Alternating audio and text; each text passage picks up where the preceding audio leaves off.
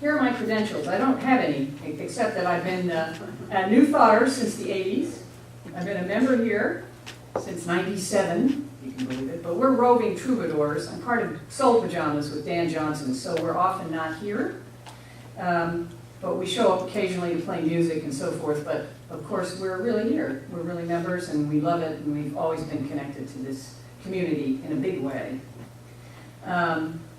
And I'm an environmentalist, passionate one. That's what I do during the day and in between. And so today I've dressed like a tree in honor of birthday. I'm not fashionable, so I have to pick thematic outfits. So I'm dressed like a tree today. Anyway, so for 10 years, it's this sort of as a sideline that developed. I've been exploring with New Thought audiences, congregations, our connection to God in nature. The name of this talk is Living in Community with Nature. So you're witnessing my own spiritual evolution in relationship to the state of the environment. And in the beginning, when I first started doing this talk, I was feeling very sunny and optimistic about our prospects for restoring the natural systems to a healthy and perfect balanced condition. But as each year passes, I will admit that we seem to be losing ground and our willingness to change our behavior, our consumption. And I've had to reconcile my affirmative intentions with this reality. So as the planet gets a little more beleaguered, it is hard for me to continue to say, all is well, and without experiencing a little doubt and a little sadness. So my goal, in case you're feeling any of those things yourself, even if it's an undercurrent, an unconscious awareness that you don't really observe day to day, my goal is to help put the changes on the planet into a spiritual perspective using our New Thought principles and consider ways to live in community with nature as it is now. So as an environmentalist, I'm in the biodiversity camp. And what that means is, in case you're not interested in any of this stuff, that view suggests that every species is linked to the survival of every other species. So that every species, from the littlest bug up to big old me, is equally important and totally interdependent. Therefore, every habitat and creature deserves to be protected because they are part of nature. Honored. Protected is sometimes a political word, but let's just say honored, revered, treated equally. And I'm comfortable with that scientific point of view because it fits with my New Thought beliefs that we are all connected and must live like we understand that. So the granddaddy of biodiversity is a guy named Dr. E.O. Wilson. And in case any of you have ever seen him or heard him talk, he looks exactly like and talks exactly like Ed Preston. So every time I see Ed Preston, I go, oh, it's E.O. Wilson, my hero. Well, I don't feel that way about Ed, but you know. All right, so here's what E.O. Wilson says. We have, as industrialized countries, conspicuously, oh, and by the way, let me just say, if you're interested in any of the material I'm referencing today, just give us your email and put talk in the notes, and we'll send you an email with all the links to all these things I'm talking about, because I've mentioned several interesting things. We have, as industrialized countries, conspicuously in the U.S., well, we've just simply removed ourselves from nature. It's something out there that we can visit once in a while. Oh, we'd love to see it retained, but it's really not part of us. We need to get over that and understand that, in fact, those natural systems are what sustain us. If you took away even a little piece of that, for example, the bugs, literally, most of the living world would collapse, at least on land, within 5 or 10 years. And humanity would scarcely be able to hold on as a species. It would be a catastrophe. Okay, that's not very cheery and optimistic, but he's a scientist. And you have to, and I'm in their camp. So, not everyone is, but I am. I'm also very attracted to the concept of inner wildness. And the great proponent of this in this country is a guy named Gary Snyder, who's environmental writer, and a wonderful poet. And he talks about this concept of inner wildness, the place in our souls that is fed by and through our connection to nature, which to me is God. When I think of God, I see nature, all of it. So without the preservation and experience of outer wildness, there can be no reflection of inner wildness. And this very much is in line with Emerson's teachings, who is, of course, one of our founding thinkers. Well, over the past couple of years, I have awakened to a shift that's being articulated by environmental leaders in this country about the balance between man and every other living thing. I first read it, this is a couple years ago, in the Nature Conservancy magazine, and it's written about and by their lead scientist for Nature Conservancy, a guy named Peter Kareva. And he says, it's right in the beginning of the article, so I was kind of like, the ecologist who leads some 500 scientists at the worldwide organization, whose mission statement extols safeguarding the diversity of life on Earth, says, I'm not a biodiversity guy. The ultimate goal is better management of nature for human benefit. And he goes on, paraphrasing, mankind's fingerprints can be found everywhere on the planet. Get over it, Kareva said, and start focusing on preserving what's left of the good, if no longer great outdoors. Okay, that was like, that really knocked me flat. You know, because here I am thinking we're all connected and everybody matters and the whole, you know. So it really, I was like taken aback. And now in his defense, you know, he's leading 500 scientists in the mission to save nature. So he's not saying get over it, you know, like don't be babies. What he's saying is we may need to let go of this old idealized picture of nature as it was when in the 50s, when some of us were growing up, or even later. But things shifted in our generation. You know, there were things, if you think back, that the way you did things that have really changed, and it's affected nature, and we may not have to bring it back. So in his defense, I mean, he's a scientist, that's his job, he's being realistic. But, you know, the idea that we've now done enough damage that we must recalibrate to manage for survival, not out of respect and love for all living things, but for survival. So how can this be?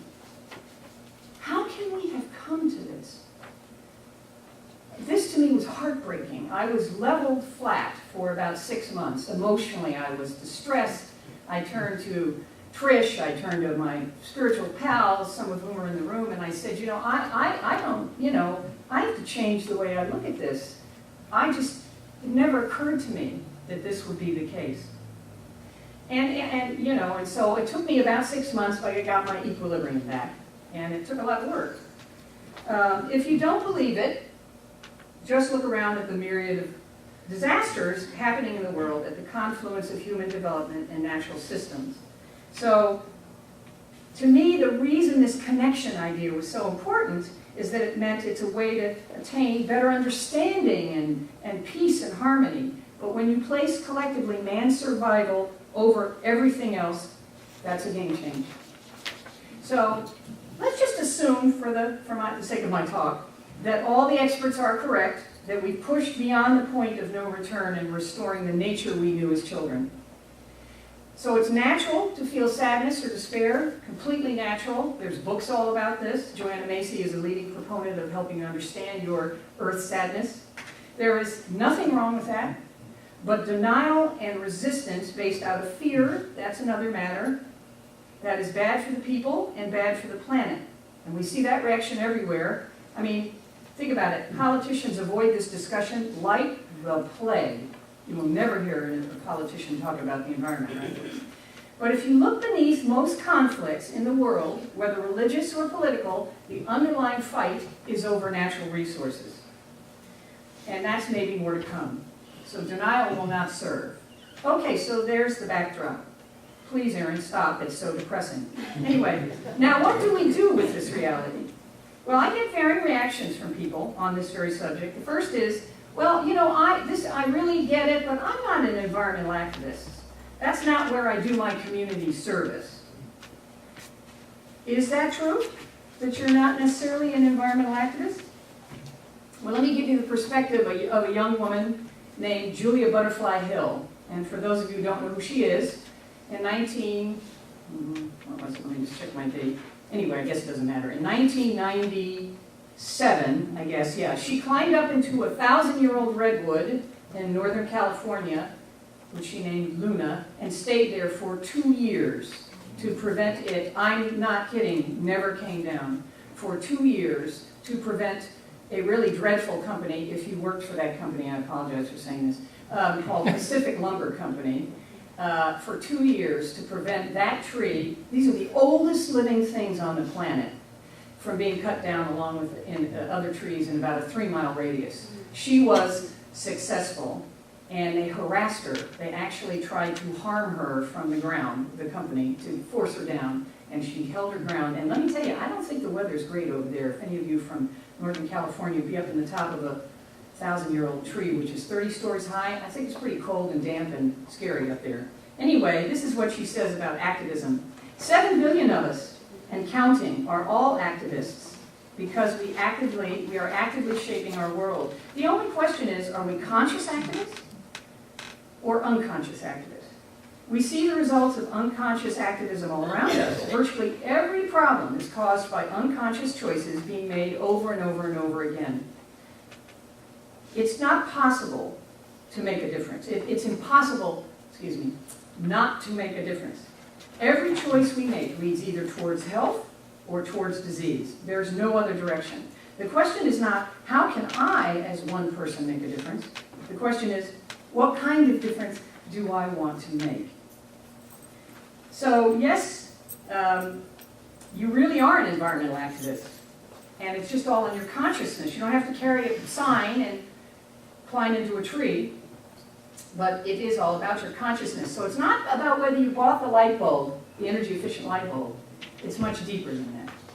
Another reaction I hear from people is that they don't like to hear bad news. You know, it's the Al Gore thing. Don't tell me any more bad news about climate change. You know, just tell me what to do. Tell me what to do. What am I supposed to do? All right, so let's get to that. So we have in New Thought a very big toolkit of spiritual principles that can really help us to live in community with the earth as it is now and be activists through our consciousness. We can change our relationship to nature, living in community with it, as if it were one of our family, our peeps. Think of nature as one of your peeps. It's your part of your gang, you know. It's a friend. It's family. So the first thing is, and to me this is the most important, nurture your own personal sense of wonder in nature. Now you can do this in your own backyard. You can do it in big landscapes. Doesn't matter. Doesn't matter. Little ways, for me, and just to give you examples to get you thinking, for me, I got to stick my hands in the ground. Only way that really works. Got to put my hands in the ground. So, at least once a day. I mean, that might be weeding, I don't know what it is, but I got to do it. Another one, from my office window, I can watch the bluebirds raising their babies. We did a meditation earlier with a meadowlark singing. To me, the sound of a bird is the voice of God saying, I love you. Or our little dog, our 5-pound poodle, who will stand in the middle of the road. I mean, literally, this dog is like this big. In the middle of the road, her ears flapping in the wind, and full frontal sniffing, we call it. Well, that is, I mean, you know, that's all you need. You just need a little fix, a reminder of what is your connection to this. Encourage your own sense of wonder. And remember that God and nature, they're the same thing. They're absolutely the same thing. They're the same word. We just use other words for nature all the time. And be grateful that it's here all around you, right outside your window. And it's so easy to forget. So easy to forget. We're in our cars and our buildings. So easy to forget. Number 2, some people tell me that the changes that are needed to contribute to the solutions represent self-sacrifice. And I admire them for being so honest.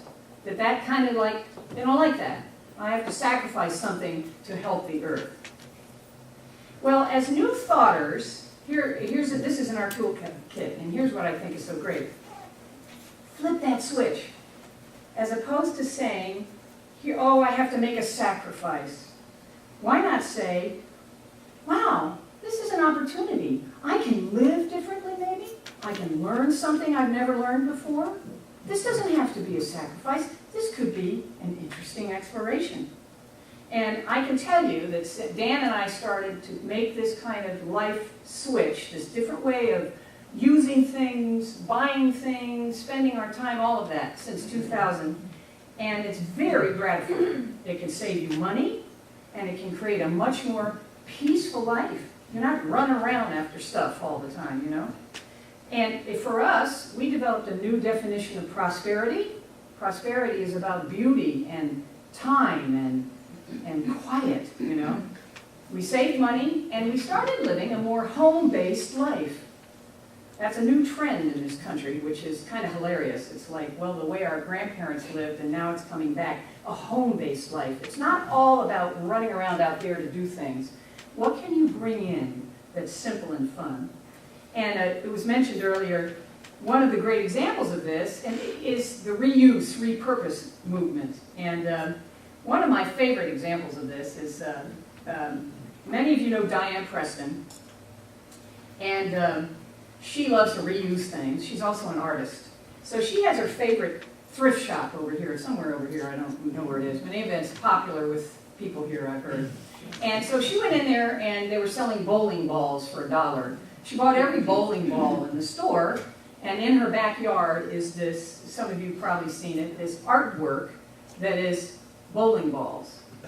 All right, so those bowling balls did not go into landfill. They're now in the Preston's backyard as a form of art. So there's a fun thing, right? There's a fun example. And then here's another example. This is what we do. This is a personal one. We have run for 10 years a community-supported agriculture group, which is basically, the way you think of this, is like a veggie club that you join, and you join in like a membership with the farmers, and then every week they give you a big box of food. In our case, it's organic vegetables and fruit and eggs and all these wonderful things. And we've been doing this for 10 years, and in fact, a shameless commercial plug, if you want to hear more about it, there's a site about 10 minutes from here in Falls Church, and we have flyers in the back if you're interested. Anyway, but here's the part of it that's been so cool, is it's been our experience of helping people, their children, learn where their food comes from, to learn how food is really grown, to be able to take their kids to a farm where real farmers, not industrial farmers, real independent farmers are.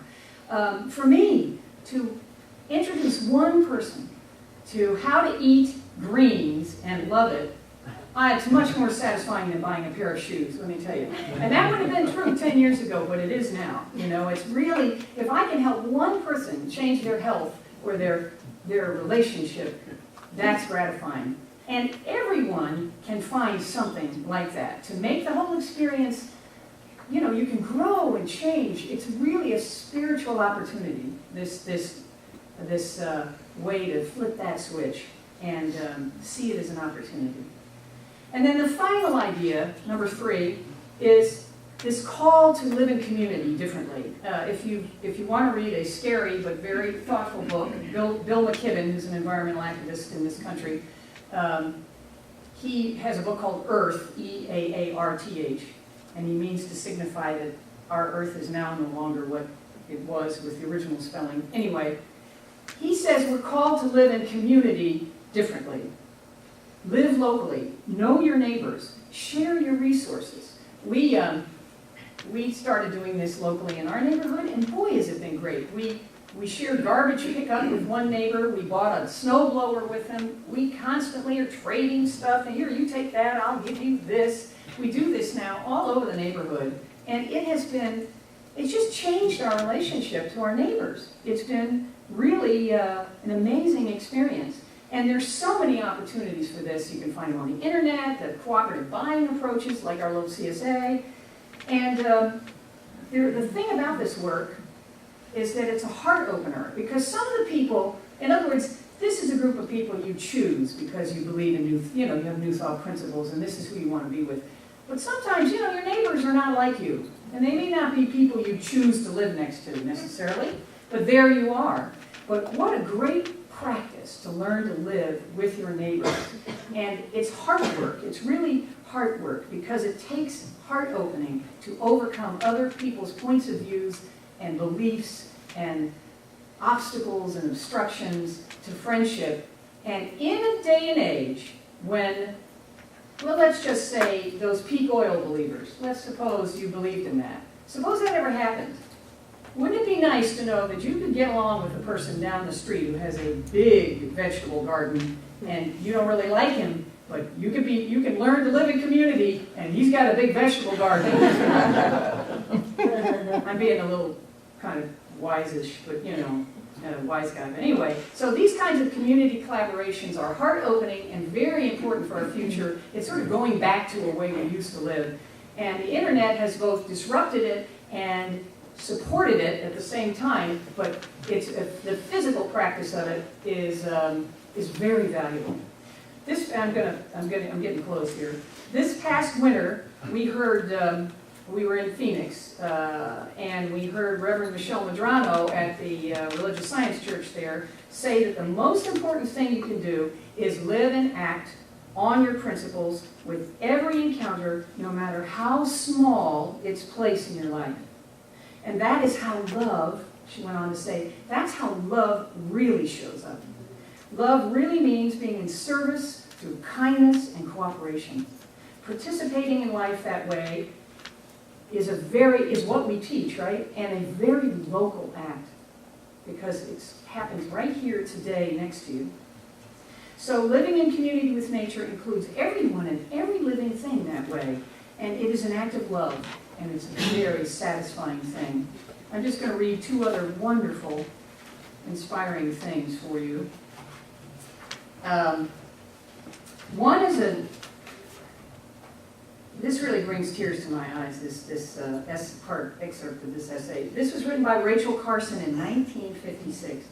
It's called The Sense of Wonder. It's an essay I've never read before. One stormy autumn night, when my nephew Roger was about 20 months old, I wrapped him in a blanket and carried him down to the beach in the rainy darkness. Out there, just at the edge of where we couldn't see, big waves were thundering in, dimly seen white shapes that boomed and shouted and threw great handfuls of froth at us. Together we laughed for pure joy. He, a baby, meeting for the first time the wild tumult of Oceanus, and I with the salt of half a lifetime of sea love in me. But I think we felt the same spine-tingling response to the vast, roaring ocean and the wild night around us. Now, with Roger now a little past his 4th birthday, we are continuing that sharing of adventures in the world of nature that we began in his babyhood, and I think the results are good.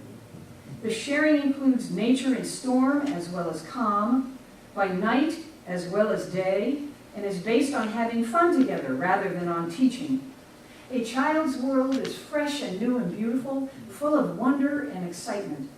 It is our misfortune that for most of us, that clear-eyed vision, that true instinct for what is beautiful and awe-inspiring is dimmed and even lost before we reach adulthood. If I had the influence, it would be to gift each child in the world with a sense of wonder so indestructible that it would last throughout life, as an unfailing antidote against the boredom and disenchantments of later years, the sterile preoccupation with things that are artificial, the alienation. She was not a New Thoughter, but she was. The alienation from the sources of our strength. I am sure there is something much deeper, something lasting and significant. Those who dwell, as scientists or laymen, among the beauties and mysteries of the earth are never alone or weary of life. Whatever the vexations or concerns of their personal lives, their thoughts can find paths that lead to inner contentment and to renewed excitement in living. Those who contemplate the beauty of the earth find reserves of strength that will endure as long as life lasts. There is symbolic as well as actual beauty in the migration of the birds, the ebb and flow of the tides, the folded bud ready for the spring. There is something infinitely healing in the repeated refrains of nature, the assurance that dawn comes after night and spring after the winter. Just two verses of the poem, and then I'll leave you with, on this birthday, which is forever, every day, always, before, forward, around. There is no Earth Day. It's by a woman named Rebecca Baggett. For my daughters, I want you to know that spring is no small thing, that the tender grasses curling like a baby's fine hairs around your fingers are a recurring miracle. I want to tell you that the river rocks shine like God, that the crisp voices of the orange and gold October leaves are laughing at death. I want to remind you to look beneath the grass to note the fragile hieroglyphs of ant, snail, and beetle. I want you to understand that you are no more or no less necessary than the brown recluse, the ruby-throated hummingbird, the humpback whale, the profligate mimosa, and I want to say, like Neruda, that I am waiting for a great and common tenderness, that I still believe we are capable of attention, that anyone who notices the world must want to save it. Namaste.